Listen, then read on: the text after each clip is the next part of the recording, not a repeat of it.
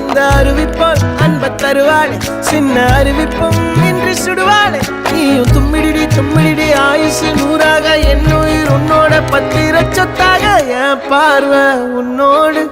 உன் பொம்மை கண்ணோடு பேசாமல் விண்ணோடு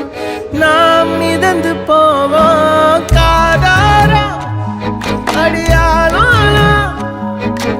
நான் தாங்க